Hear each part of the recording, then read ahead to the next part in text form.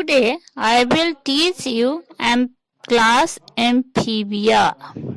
Class Amphibia means amphi means dual, bios means life.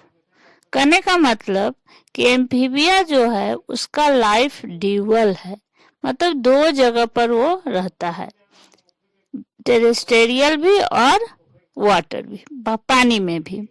मतलब ये river pond पानी में भी अपना लाइफ को सरवाइव करता है और लैंड पर भी। It is a class of first terrestrial tetrapods which lives in water as well as on moist land. They evolved during the Devonian period. इसका इवॉल्व जो हुआ, इवोल्यूशन जो हुआ, इसको डिवोनियन पीरियड माना जाता है। किसका? एम्फीबिया का, क्लास एम्फीबिया का।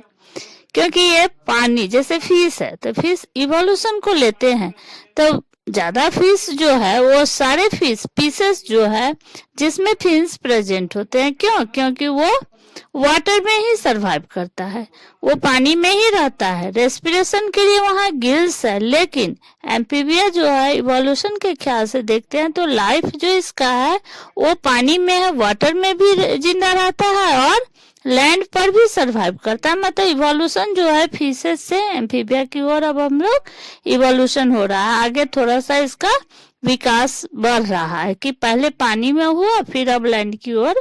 ऐसा एनिमल है जो लैंड पर भी रहता है, तो इसमें कुछ एडेप्टेशन हुआ, चेंज आ गया है इसके बॉडी में, रेस्पिरेशन के लिए, चलने के लिए जो है।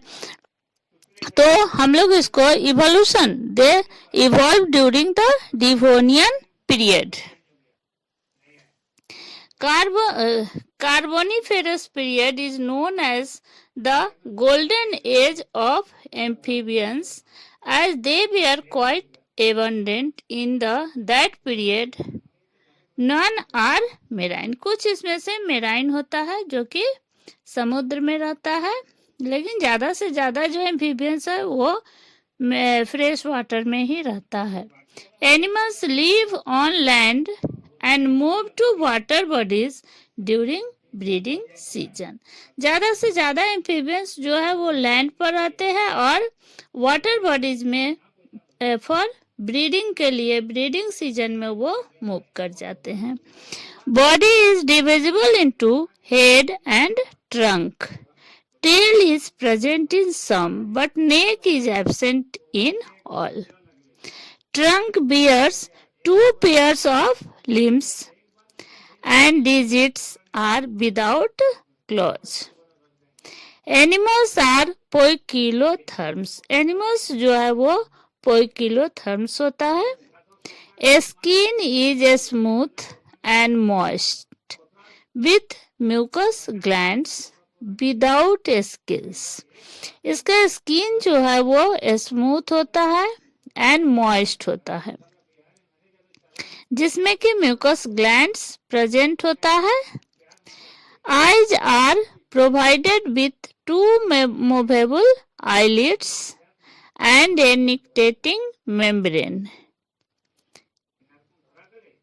Third eyelid, which is waterproof covering when the animal is in water.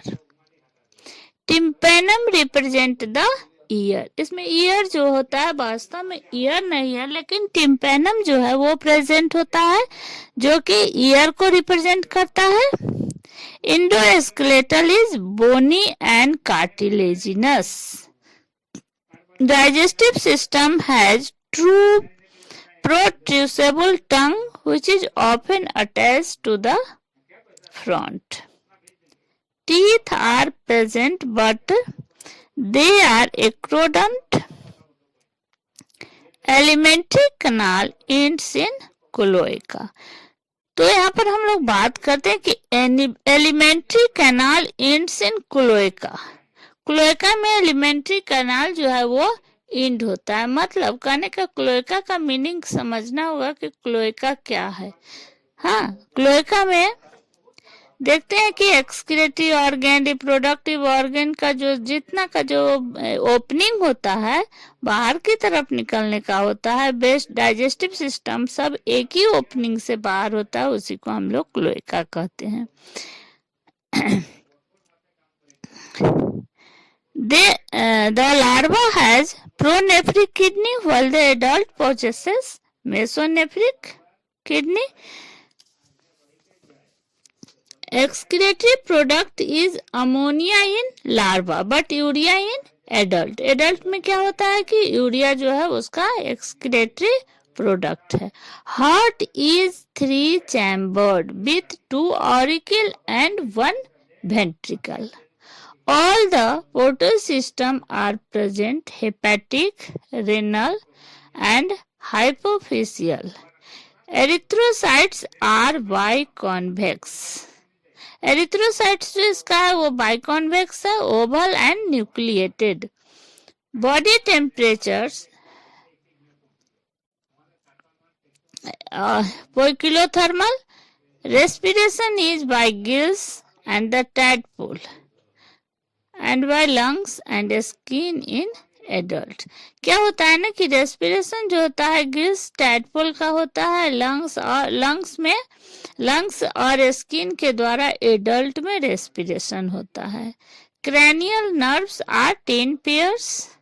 Elementary canal, urinary tract and reproductive system open into a common cloacal chamber that opens to the outside by a cloacal aperture.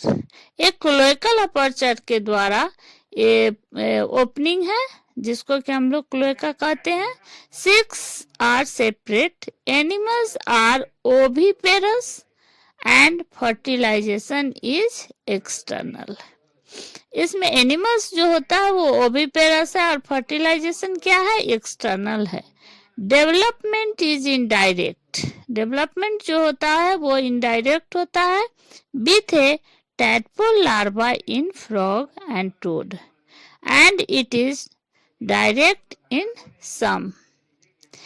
Some examples of amphibia are hyla, frog, salamander, ichthyophis.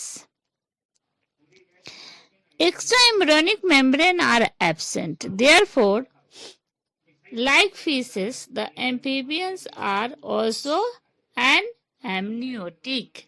ये amphibians जो होता है वो एनेमनियोटिक होता है. लेकिन अगर हम लोग फिर इसके बाद जो अगर इवोल्यूशन के ख्याल से भी देखेंगे तो यहाँ क्या है, एक्स्ट्रा एम्ब्रियोनिक मेम्ब्रेन एब्सेंट है. लेकिन अब हम लोग जो पढ़ेंगे नेक्स्ट जो पढ़ेंगे हम लोग इसके बाद एम्फीबिया के बाद रेप्टाइल, बर्ड्स एंड मैमल्स, वो क्या कहलाएगा, एमनियोटिक. एंड वो क्या कंटेन करेगा, एमनियोटिक मेम्ब्रेन. तो वो एम्फीबिया जो है एन एमनियोटिक एनिमल हो गया और ये जो रेप्टिलिया, एप्स एंड मैमल्स जो होगा वो क्या होगा, एमनियोटिक एनिमल. तो इस तरह से हम लोग एम्फीबिया को देख रहे हैं. एम्फीबिया में एक और है, एक टर्म आ रहा है यहाँ, हाइबरनेशन एंड एस्टिवेशन. तो इसको डिफिनीशन को समझ लेते हैं. Being poikilotherms or cold-blooded, the amphibians are unable to tolerate cold winter condition and very hot summer. They therefore show hibernation in winter and estivation in summer. Estivation मतलब गर्मी के दिन में वो समर स्लीप में चला जाता है, तो उसको हम लोग एस्टिवेशन के नाम से जानते हैं. और विंटर के समय में क्या होता है कि विंटर स्लीप में चला जाता है, उसको हम लोग हाइबरनेशन के नाम से जानते हैं. तो इस तरह से हाइबरनेशन एंड एस्टिवेशन फ्रॉग में या एम्फीबिया में होता है. Parental care, a number of amphibians so care for their eggs. For example कुछ एनिमल्स जैसे कि ichthyophis protect the eggs till they hatch tadpole. हम लोग इक्थियोफिश में देखते हैं कि वो पेरेंटल केयर अपने एग्स को देता है जब तक कि टैडपोल उससे नहीं निकल जाए, हैच नहीं कर जाए, तब तक क्या होता है कि वो अपने एग्स के पेरेंटल केयर देते रहता है।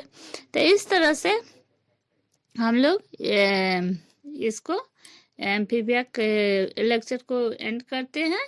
नेक्स्ट जो लेक्चर होगा वो होगा एमनियोटिक एनिमल्स एमनियोटिक